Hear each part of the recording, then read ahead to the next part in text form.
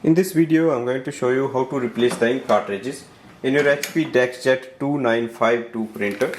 This printer uses the HP Ink 68 tricolor and black.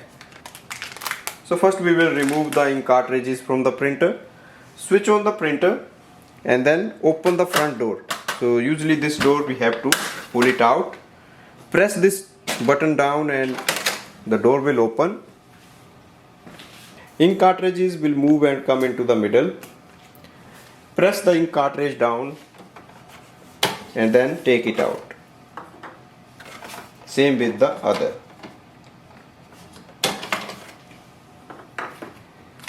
Now take the ink cartridges out of the plastic packaging. Remove the orange seal. Remove from both ink cartridges. Color will go on the first. Slide it in, hold the printer with the other hand and then push it inside.